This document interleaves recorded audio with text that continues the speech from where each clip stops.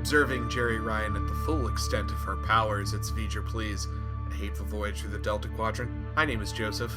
And I'm your MMO addiction, Peter.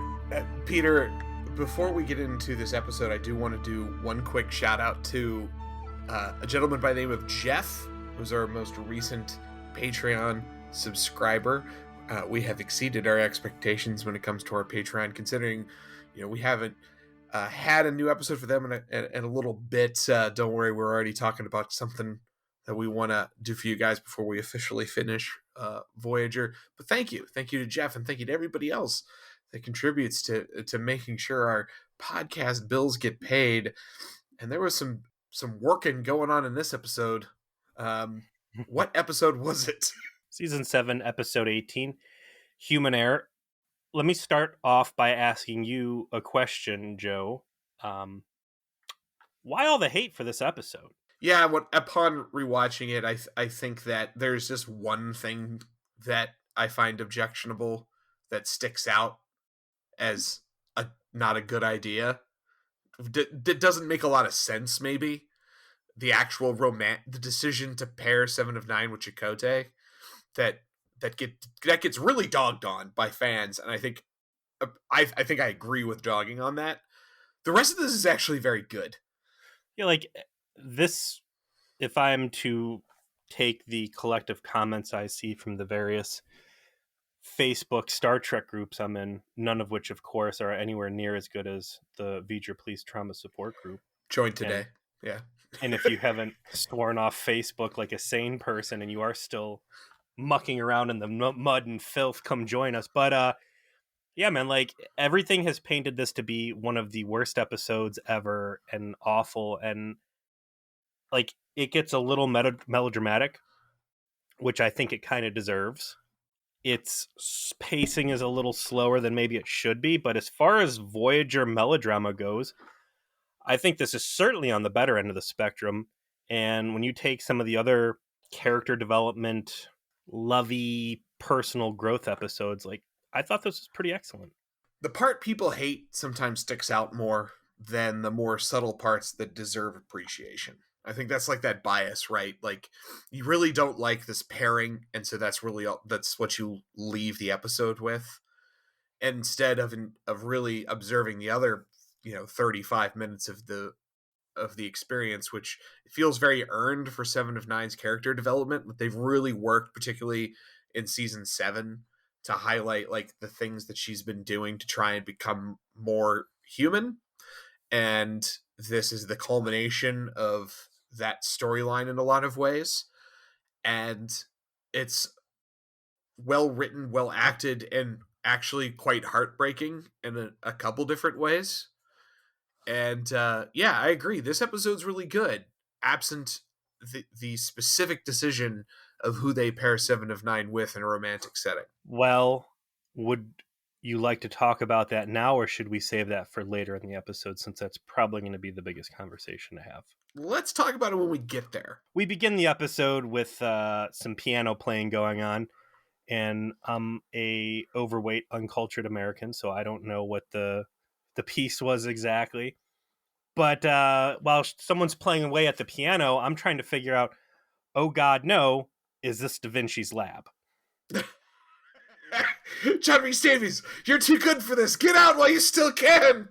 Well, just you need to. He's in Lord of the Rings movies right now. Yeah, they don't have that John Rhys Davies money anymore. I mean, yeah, he's commanding too hefty a fee.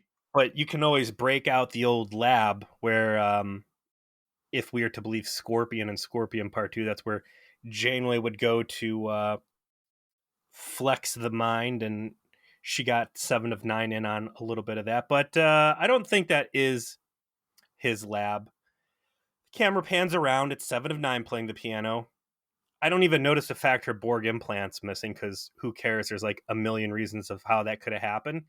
And then it cuts to the intro, and I'm like, I can't remember previous to this what the most lowest stake opening was, but whatever it was, this beat it by 300%. God, there was one particularly egregious example from years ago. I certainly cannot remember it anymore, probably because it was so low stakes. Maybe one of our fans with that memory that comes with having consumed that content more recently can remind us. But yeah, this is a fucking world speed record for let's get to the act one. You know, like let's not dick around too much with this. We got meaty content on the bone. I'm surprised I didn't just cut right into the intro. We need to talk about Lower Decks at some point. Probably not this episode since we're a little time pressed, but I got some Yeah, thoughts. little behind the scenes information. We're recording this on Monday. I have to have it out by Thursday. I'm gonna be setting a land speed record and editing this thing. So if we're cutting some corners in our descriptions because I want to get some sleep in before I spend the rest of my free time this week doing this shit. So this is going to be kind of a hard one to talk about because not a lot really happens in terms of plot points. It's kind of a meandering exploration of things what if, which is not very Voyager like, but again, in this context, I think works well. Seven's playing the piano until she gets called away and stands up. It's the holodeck. Reality fades out and her implants come back. Well, you're conflating two things. So she plays the piano. It cuts to Act 1. It goes back to a scene that we think is the mess hall, and it's B'Elanna's baby shower. Oh yeah, where she's getting the toy puzzle from Tuvok and some Starfleet branded diapers from Harry Kim. It's very classic baby shower stuff. 7 of 9 is there, but 7 of 9A does not have her Borg implants as noted, and is B wearing A plus civilian gear and not some kind of bodysuit, and has a conversation with the captain where she asks for a uniform, which I thought you would immediately hone in on of what did I just hear? What is this? Despite not having a rank, and she doesn't have a rank insignia for the rest of the time that she's in a uniform. And she also makes a request for quarters, and in this fantasy timeline she's going to be working in, a series of events have progressed where the majority of her Borg implants have been removed, and she is trying to make a hard push into claiming her lost humanity. And there are many parallels in this episode to Hollow Pursuits, which was the Barclay TNG episode with the bridge crew women laying under the tree, swooning under them, and comparing her to Barclay, this immense comfort and self-confidence when dealing in a fantasy situation, whereas Barclay, it was nonsense Brazzers grade porn, but here it's a pretty reasonable coworker simulator. Basically, she's built herself with a little bit of softcore porn at the end. Well, yeah, a little she bouche unlocks that DLC when the time comes, but she gets all of the romance options and does the loyalty quest. How very Mass Effect to frame this. Yes. Yeah, this is a real Mass Effect plot progression here. This is if 7 of 9 played the Citadel DLC, right? Like, yes, yeah, that's what this is. Great, complete with the red dress. So the key element to Jeri Ryan's performance in this episode is when she is playing the humanized version of herself on the holodeck. It is different than the version of herself that is real. Like, she is attempting to be different in that circumstance. She's attempting to be more human and is having mixed kinds of success with that.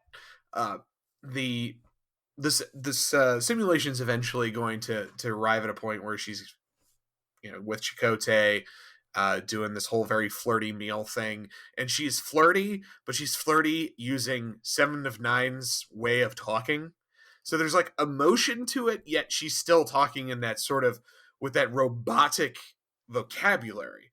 So it's neat because you can see the emotion coming through with how she is saying her lines, how she is communicating, but she's still like stuck with a certain kind of frame by which she is communicating with others. It's a neat subtlety to it. She is going full immersion in her LARPing and her live action role playing of this alternate reality. Yeah, and it seems like it is because she is trying to figure out a way from get to where she currently is to where she thinks she should be, is really the subtext of the episode.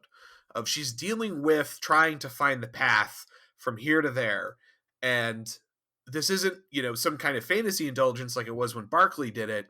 This is her generally Mm. trying to work through this. And then there's a sort of a fantasy element that develops as part of it that may not have been the original intent, but then throws wrenches into the machinery.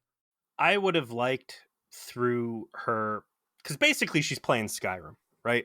Mm-hmm. And she can make a mistake and it's not going to cost her anything because she can just go through and replay the scenario again.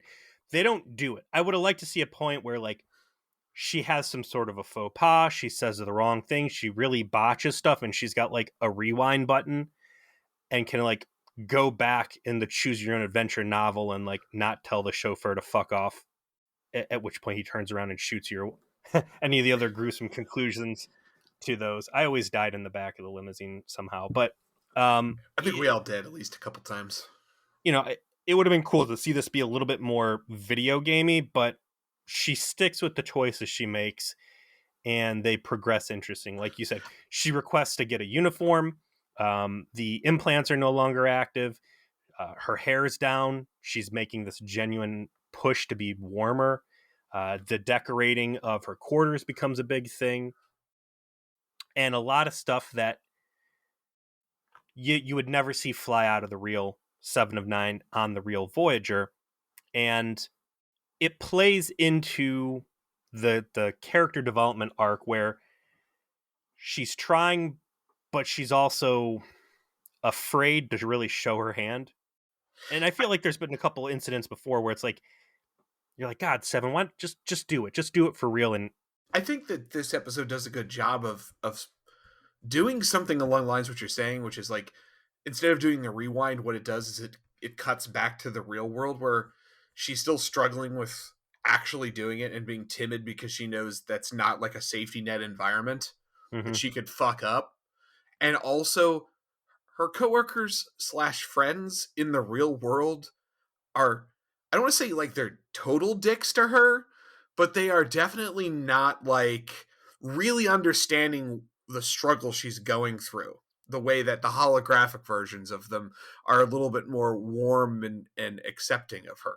To be Like, fair, she has never tried to assimilate, assault, or gun down any of those holodeck characters, whereas the people in the real world have been assimilated, thrown into walls, shot repeatedly, and otherwise abused by her. So I think I totally understand that everyone has a reason to not like Seven of Nine. Like when she came down to engineering and then gave a baby shower gift to Balana, it's like, bitch, I could have come here with a rifle. Like I could have bit you. You have all the things that have happened down here. I showed up with a very thoughtful gift and asked what you do with your hair. This is a huge fucking improvement for you, girl. What the hell? what Why if you she be? would have given Balana a box, the gift, and Balana opened it up and then pulled a phaser and like, Seven, what is this? And then she just takes the phaser from Balana and shoots her with it. Sorry, I just gotta. It's like scratching an itch. Like I just can't not do it. Here, It's like, I'm giving your child the first active shooter. Man, that would, good on Seven for really getting that engineering active shooter phase out of her system, because like pulling that while Balana is pregnant could really cause some bad blood. from the holodeck to the real world for the first time, and the kind of the B plot is the space problem, which is Voyager accidentally is flying through the Aberdeen Proving Grounds.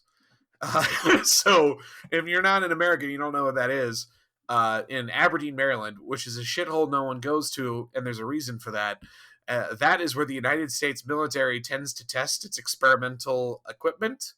And so it's like you wandered onto the field where they're, firing off, paladin rounds or something like that. And your ship might get blown up. So that's what's happening. They're in some alien race's, proving grounds for their subspace, warheads. And it's not a good place to be. They never actually meet the aliens. It's basically they just finish dashing through this live artillery range, and then that's the end of the space plot for the episode. I But it's could an check the interesting star date idea. here real quick. I'm not going to because I'm lazy, but The last episode was Workforce Part 2, where they are with the Quarrens, who by the end, they had gotten like the strong approval of this alien race and like, hey, thanks for exposing this conspiracy.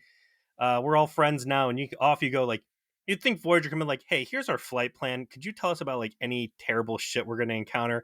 And like they look at him like, oh man, they're going to fly through the Aberdeen testing grounds. Man, fuck these guys. They really caused a problem for this workforce issue.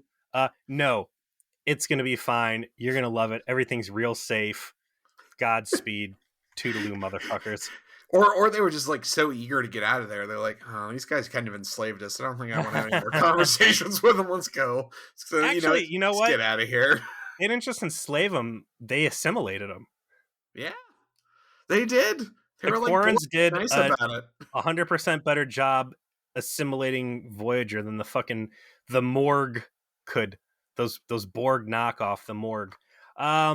Interestingly, in Memory Alpha, I see that they're saying that this episode marks 3 months prior to the events of Endgame. So in the in character universe, like they are almost at the end of their voyage here. Yep, they sure are.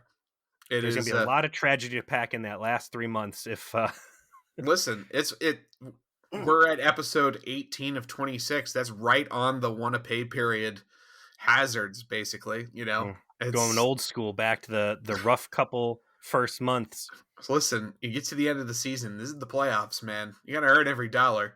The juxtaposition between the two kind of modes is typically seen, obviously, in Seven of Nine's appearance. It's kind of like when she's in the holodeck versus when she's in the real world. And they make a real point of like when she's transitioning between the two, of showing her physical transformation, particularly that she like purposefully does her hair down when she's on the holodeck and then puts it back up into the whole French twist thing when she's going to go be robot 7 of 9. Like, they really made a point of doing that, of like showing that was a physical decision that she was making, not just like a marker that they were using for production. That was a character choice. Story real quick by Bran Braga, Andre Bormus. Story by Andre Bormus, Kenneth Biller, directed by Alan Croker. All names we've seen a million times, so it makes sense that they kind of like are into the details here. True. So in the real world, outside the Matrix, Voyager's wandered into the Aberdeen Proving Grounds. They're getting hit with the aftershocks of weapons fire, and they finally somehow find a buoy that's like, hey, get the fuck out. And they're like, oh, wish we would have heard this a while ago. So pretty low stakes, all things considered, for a Voyager dilemma. Chakotay and Janeway are working with Seven and say, hey, we got to find a way to predict when this ordinance is going to be coming in at us. There's a lot of space math involved, so astrometrics. You guys are going to be doing this. Seven, please figure this out so we can get out of here without getting our ass blown off. Little they know that Seven has renewed her World of Warcraft subscription and is a little disengaged from the normal day-to-day activities on the bridge. We do get some Icheb. We haven't seen Icheb in a few episodes. Yeah, Icheb, remember him? He's well used here, I think, as yes.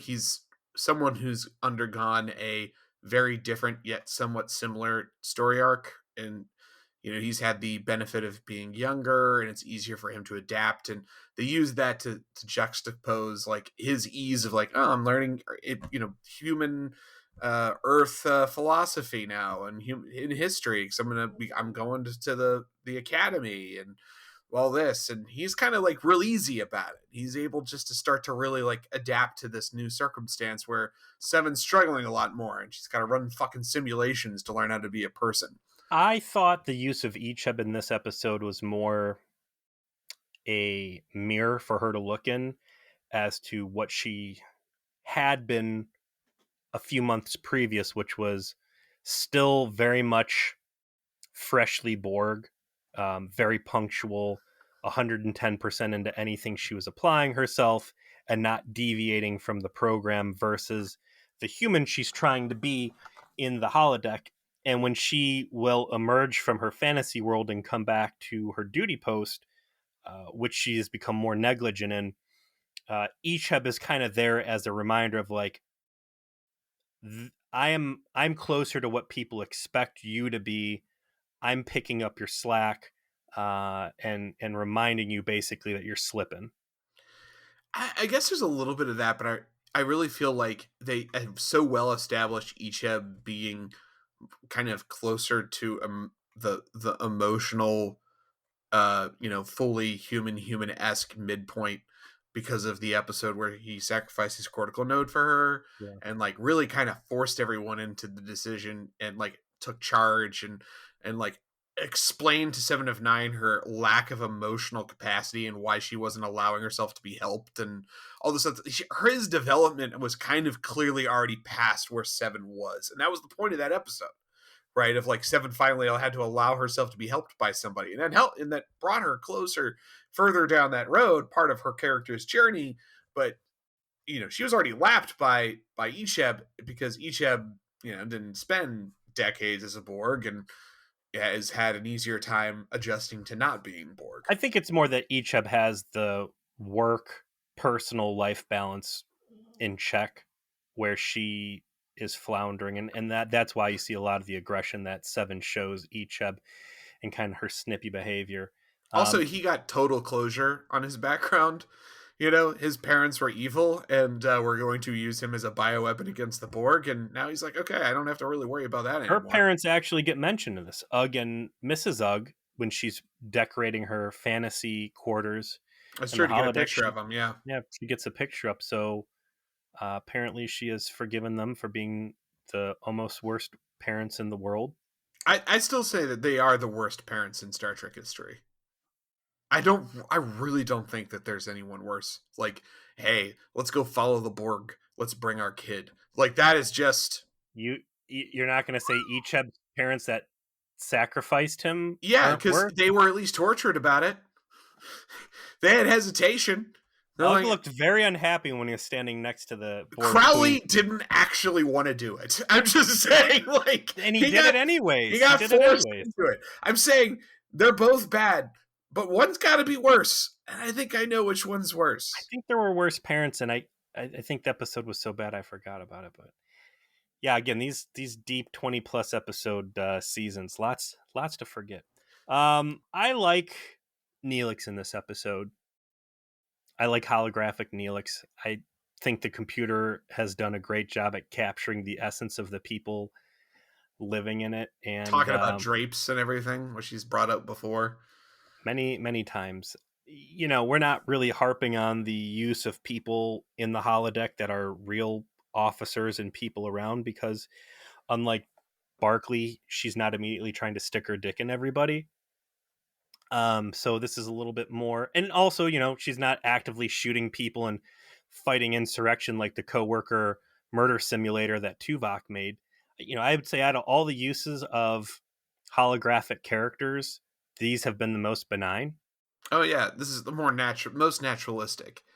The only time that there's any suggestion that Seven of Nine like had melded any of their personalities was that she purposefully had selected Chakotay to be her romantic interest within the simulation.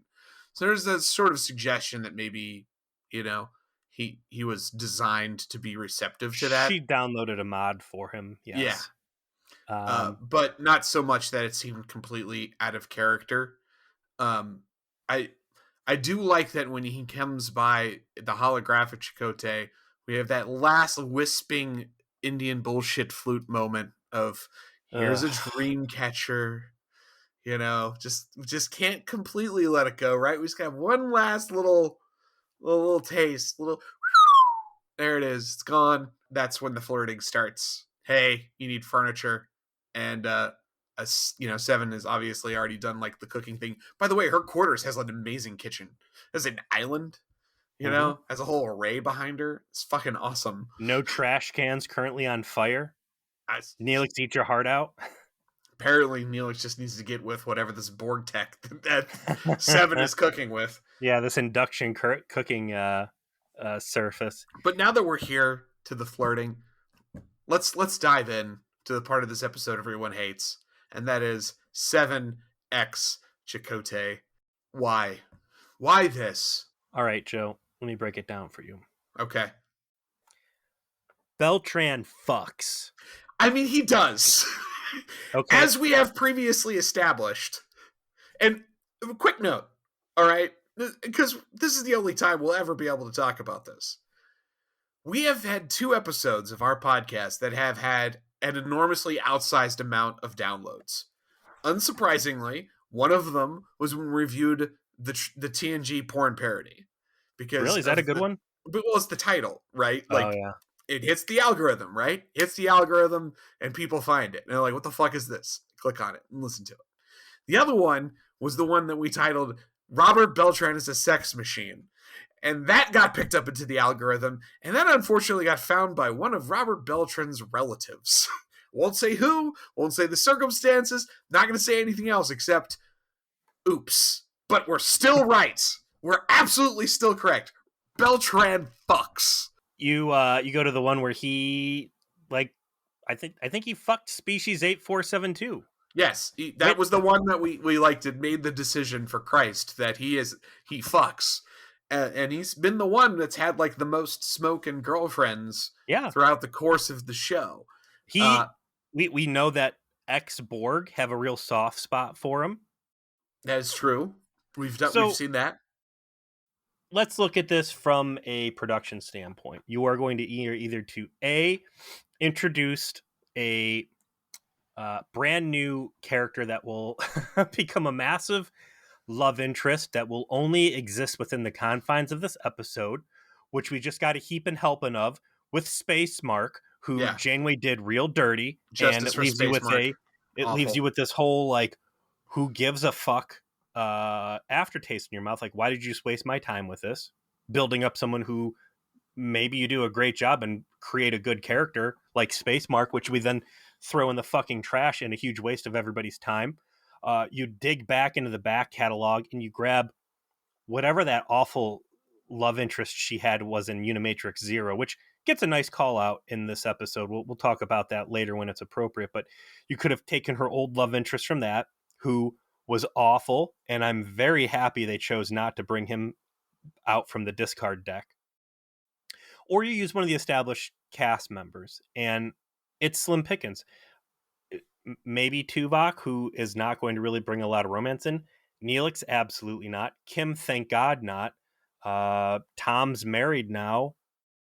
You're going to bring out some of the fucking the crew from who are the space kitty murderers? Equinox. Yeah. You're going to bring out Alpha Vampire. Like, I could get behind him, but you know, using established cast is the right call. And of the established cast, go after the guy who can really sell a fucking romance plot. I mean, everything you said is very logical and very understandable, both from a production standpoint and, you know, the charisma of the actor involved. But I can think of no other character, like, as portrayed, less likely to be romantically interested in Seven of Nine than Chakotay. I really don't. Like, first of all, Chakotay was the one trying to fucking kill her ass, like 3 seasons ago.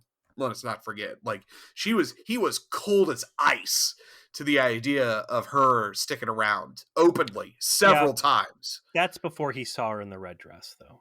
I mean, that's before America saw her in the red dress. Before we could truly see what Jeri Ryan was capable of. And, you know, broke new ground. But Chakotay, while he has come along a bit to Seven of Nine, obviously being fully human, part of the crew, hasn't had like an episode of shooting up engineering in quite some time. I wouldn't expect him to be cold anymore, but romance, he seemed like he had the farthest distance away from it, like being interested in that at all. And then for Seven, like, what's the interest for her? Like, is it just because Beltran Fox? Okay, yeah. That is a compelling Go on, counselor. He's a competent leader. He's efficient, minus the time he had his head stuck up his ass and tried to get everybody killed over that old NASA shitty. What episode was that? Where he was real stupid. Yeah, the old stupid ass that had to go get the spacecraft out of like the little space-time butthole. Yeah. I mean, every other time he's been pretty reasonable. The one person I left off that list, I guess, I mean, Icheb, you're not going to go there. Vorik, you could have thrown him in for shits and giggles. How good would it have been? And I want to really focus in on this on the back half, but like, had she picked her romantic interest to be a holographic recreation of the EMH? I And mean, fast forwarding a little bit here, like eventually she'll have a medical emergency and have to confide in the EMH, what she's been doing. And they don't call it out specifically, but like you do for a moment there see some real shades of hurt because the doctor in several episodes has been madly in love with Seven of Nine. So for her to discard him because he's a hologram, but then pursue a relationship with a crew member as a hologram, what a punch in the dick. I think my actual answer to your question though is if not Beltran, then who? Then it really should have been the EMH. Like their journeys have been intertwined and tightly so for quite some time. They literally shared the same body like 12 episodes ago, right? Like Mm, this it feels like that door was open to them. It was available to them to walk through, and it would have made a lot of sense. They're the most outcasty, of the whole ship, right? You've got an emergent AI and a lady who's not quite human, and they find the connection with each other in that way. And obviously, we've already kind of built in the doctor's super into her, right? Like, and she knows that, and it could very well be that as she tries to like understand that, she reciprocates like that doesn't seem wild to me. I think Chakotay's the right answer here. I am going to submit the awesome correct answer, which would be Smoldering Catcher, Lieutenant Obviously, Ayala. yeah, like secretly they've like been super into each other the entire time, we just haven't Dude, what seen. a yes. Like Yeah, if the offer was made to Harry Kim, like, yes, I want to see what a penis feels like, and he shrank away, like if Ayala's just been laying down fucking pipe like a hydraulic piston for the past 3 years on the DL, doing all the dirty stuff that we joke about Tuvok doing, like that's the fan fiction I'll read. That's the slash fiction I'll read. Here's my if you're gonna go into the what if category, um, what a great time to break out bartender Michael. it just is like a like counselor of like learning how to be human, like her maybe like bringing in more advice outside of just the doctor and whoever else, and like thinking, oh, bartender Michael, this is someone that the captain confides in. This is like drawing the connections about like this is someone I can turn to for like how do I do this, right? I love the idea of her having an affair with the captain's boyfriend. I mean, like Chakotay's already the captain's boyfriend, but like the real boyfriend. I don't know about that. I don't think I would have taken it that far. I just think that would have been an interesting way to like further the storytelling. I i think that the doctor's was the correct answer. Mm. Tuvok was an interesting answer. Ayala was always the perfect answer. And Chakotay was probably fourth place, like to all of that.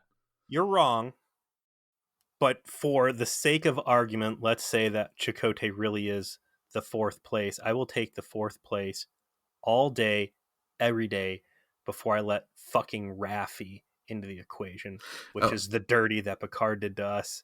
And whatever bad stuff you want to say was going on here, I will take it hand over fist before I entertain that other option. let us diverge for a moment on that very point because I did want to bring that up, which is we're now getting close to the end of Voyager. We are now getting deep, deep, deep into the Seven of Nine character development stage of the seventh season. This is a culmination of so much, and I couldn't help but reflect while I was watching this episode of how terrible Picard is to Seven of Nine as a character. And now you have that context, right? Like when you saw Picard, you'd barely really gotten to know Seven of Nine, right? Like it was Right? end of the fourth season, and like Icheb wasn't in the equation yet. So much hadn't occurred, and now all of this has occurred, and you see where Seven of Nine kind of is close to the end of the show. Some other things happen, but this is basically where she's at. And then reflect on what version of her character was portrayed in Picard. Looking at how they've been softening the edges and drawing the humanity out on Seven, seeing her later in Picard feels like someone who never actually saw all of Voyager, and some point early in Seven's arrival into that took the concept of what could this Terminatrix turn into if I needed a badass, and fostered that old version instead of saying, here's this person that's gone through a very deep and thoughtful character arc, and we're going to take this finished product, whatever she's going to end up by the end of Endgame, and then translate her into Picard. And I think you're seeing two very different people. It's absurd to the point of parody how she is portrayed in Picard as this hard drinking, overly emotional, super badass out for revenge. Like that is those are all things that Seven of Nine never was. Like even if you assume a world where something really traumatic happened to her, like that Egypt was killed, Egypt was horrifically killed in the circumstances that he was, and that it was partially due to Seven of Nine, giving information and confidence to someone she trusted and that betrayed her. Like that sequence of events still occurred. I mean, she would revert to the mean. She would just turn into the Borg lady. She would just like, emotions are bad.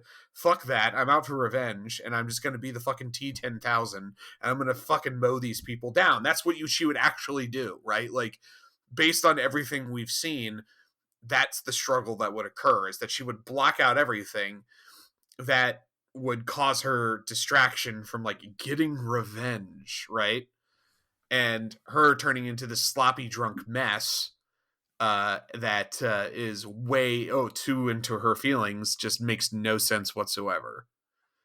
Yet that's what they ended up doing, and yeah, yeah, like that's why that was so awful, and that's why like the moment those episodes started happening, that show went from bad to actively harmful to Star Trek.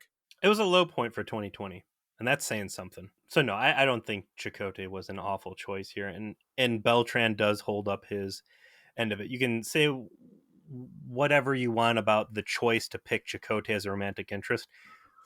Committing to it, I think that both Jeri Ryan and Beltran do a great job developing stuff. Again, and it's a low bar to clear, but eclipsing whatever chemistry you have between Tom and B'Elanna 99% of the time. That chemistry comes to fruition in the flirty date scene. We've said it a few times. Seven has a spectacular red dress on that is maximally accentuating every single one of Jeri Ryan's physical attributes. Whoever did the costumes for this episode, you did good, kid. You did real good.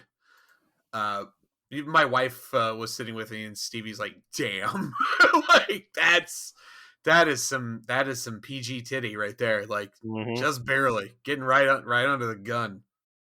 She invites him over. Hey, I know you're a vegetarian, so I'm making lamb, I think. Yeah, like they call that out in the memory alpha of like they keep saying Chakotay is a vegetarian, but he keeps getting invited to social functions where he eats meat. So what the fuck? Goes back to our conversation of is replicated meat cheating. Well, holographic meat is instead what's going to be on the menu, because vegetarian Holo Chakotay is like, I don't want to eat this because it's meat. I'm a vegetarian, so I'm going to distract you from the cooking. And you get a little bit of flirtiness going on and can't get the wine cork out, and hand on hand, and that turns in a little bit more and fade to black. Yeah, I want to eat something, but it's your vagina. Right. The subplot, reasserts itself is that Seven of Nine is neglecting her duties as they try to get through the Aberdeen Proving Ground, right? She's not doing the space math. Icheb is picking up some of the slack, but, she's not reporting on duty on time. Eventually, there's an attack, and she's not there. She's busy laid up with fake Chakotay in a red dress. Holotay.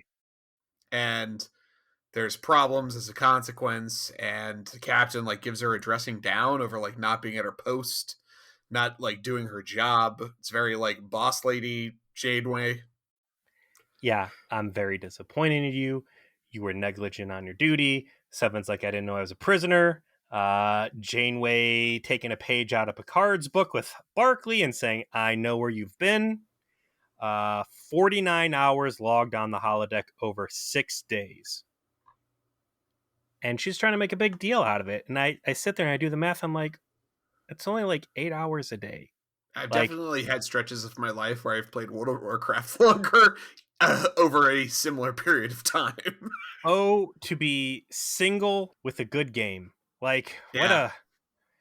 a I joke with my My wife and my friends, like the idea of being able just to get up and go somewhere at this point in my life with like kids and job and all these responsibilities and just do this shit in my 20s. I'm like, yeah, I'm just gonna disappear to another city for 2 days and or whatever. Like the idea of just fucking off and just up and leaving and doing something is more of a sci-fi concept in my head than like faster than light warp travel on a ship with transporters and replicators. Like that's the level of nuttiness here. So you know what, Seven, you're in your 20s. If you want to go balls deep on Neverwinter Nights, you go, girl. yeah. Ignore what Janeway says. You don't want to see my time played in the first 3 days Cyberpunk 2077 came out. That's what I'm just saying. And I also don't have children, so Yeah, well, there's that lucky there's that you privilege. sometimes. Lucky you sometimes. Dude, The I kids cleaned up. versus not kids argument I boiled down to its essence. I foolishly overdrank on Halloween, and speaking of to be in my 20s again, I wouldn't think that 3 shots and 3 beers could have left me in the way it did Sunday morning. But being hungover when you have to watch kids is basically hell. And I will tell you that the Kobayashi Maru is real. The no-win scenario. That is when you have been just throwing up repeatedly and you are, if you're weak of the stomach, just go ahead and skip forward like 30 seconds. Changing children's diarrhea diapers that are so terrible that they like trigger your own urge to start throwing up and having to figure out like, how do I deal with this no-win situation? Yeah. Oh boy. Yeah. Oh, Peter, I'm Yeah. sorry. Mistakes were made.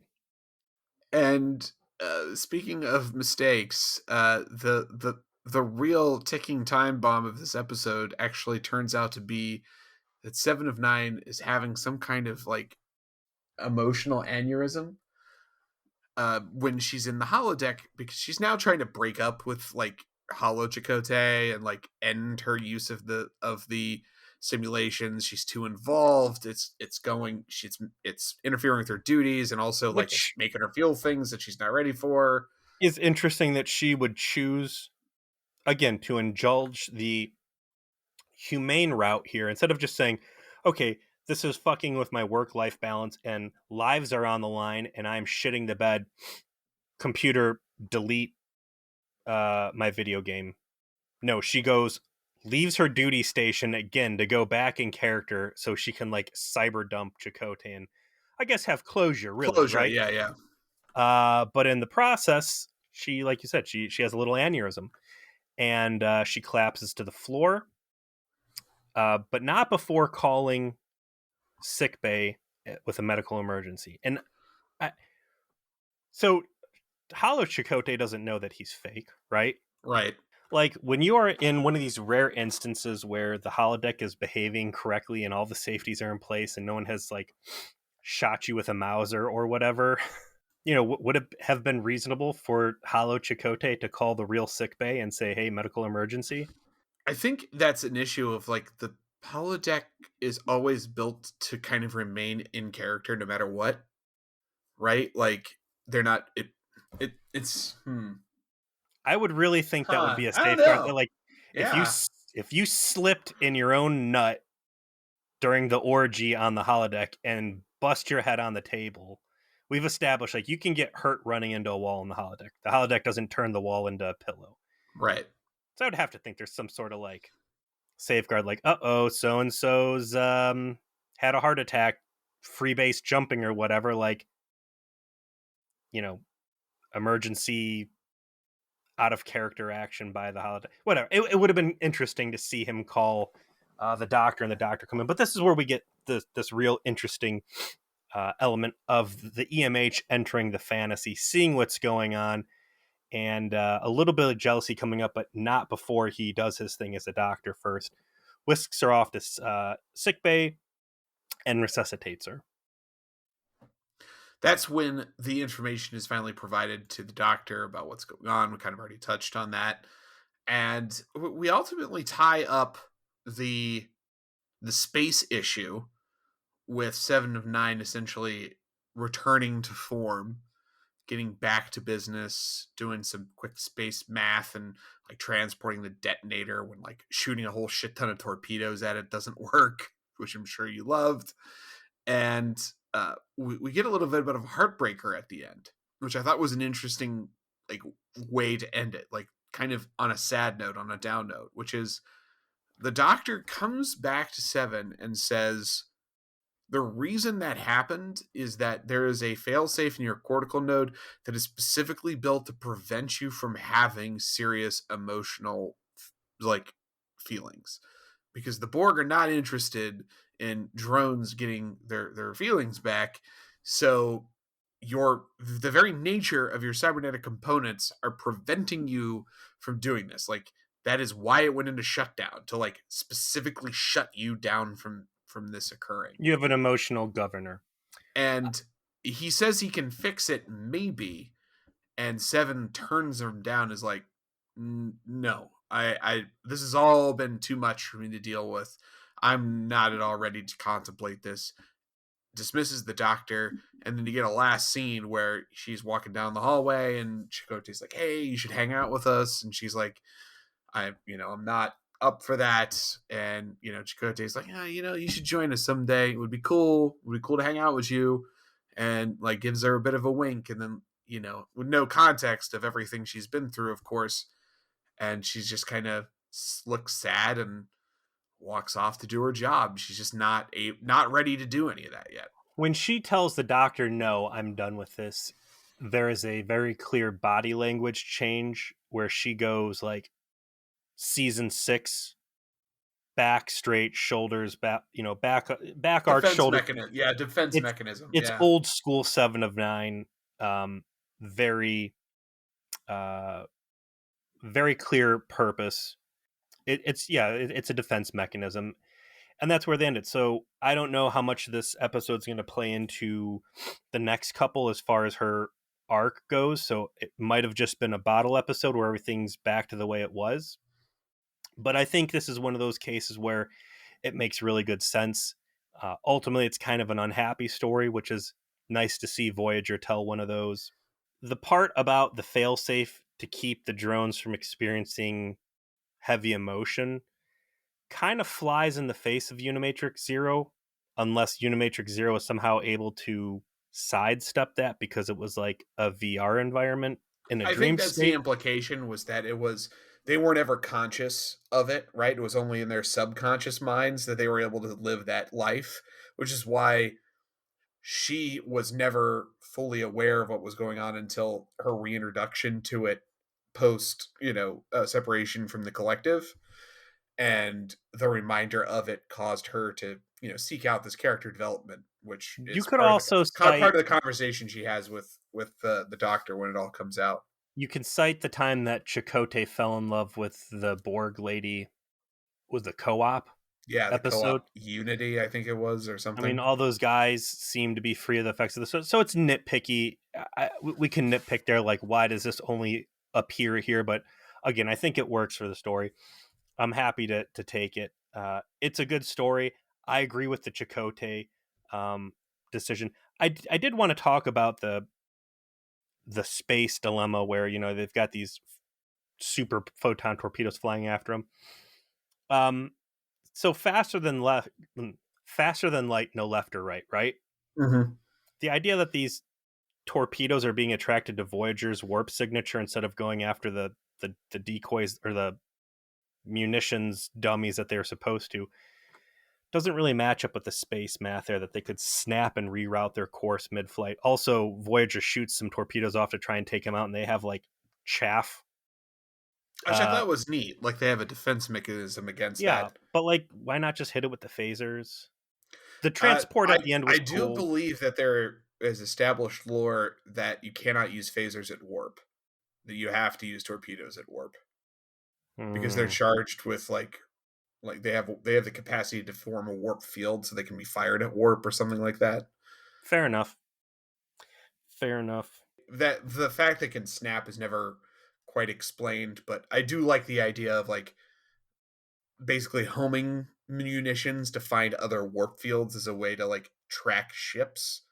Sure. You know, like there's some neat stuff happening there. Maybe not all fully fleshed out, but enough that I bought it, and I didn't find it to be taking away from the episode at all.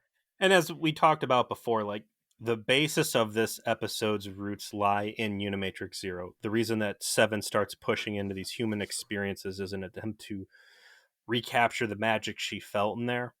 And I think that this episode does Unimatrix, like one of those things where like a later episode makes a kind of a crappy episode earlier on more valuable by building off of its legacy. Well, You I know, don't think there's anything else for us to comment on this episode, sir. So, what are we watching next week? we are going into see. Ugh. Yeah, you just saw it, didn't you? Yeah. Yeah, season 7, episode 19, Q2, and there's Q and Janeway, and they're queuing around. Q's unreally and omnipotent son wreaks interstellar havoc when he is left in Janeway's care. Hey, can we skip this? We have to embrace all of the pain that Voyager brings us, along with all of the joy. Besides, we have talked about the fact that that fucking Q plotline from like 3 seasons ago was going to come back and drop one more fucking turd in our toilet bowl before it leaves, and here it is. It's time to scoop it out, man. Oh, goody. So, like, little preview of what you're in for. The guy that is playing Q's son is John DeLance's actual son, right? And let's just say that guy is not an actor. This is his only credit ever. It's the only acting job he ever had. He's a foreign service diplomat, like in the Far East somewhere. Like that's what he does. And can't wait, man. I You're can't wait telling to. me that that Q's son has as many IMDb entries as I do? Yes, yes, Wow. yeah. I feel a certain kinship with him all of a sudden. And we will explore that single IMDb entry, not of Peter, but of John DeLance's son when we watch Q2 next week. Thank you so much to all of our fans. You can reach us as always at featureplease@gmail.com, featureplease on Twitter, featureplease on Facebook, and if you wish to join us in our discussion group, please go ahead and apply through our Facebook page. We'll happily approve you. We have it just closed just so that your grandma doesn't see your spicy Star Trek tweets. And we also have a Discord. Not good at using it, but I do plan on doing another movie night with everybody here shortly. So if you are interested in that, hit us up. We'll make sure you get an invite. See you soon.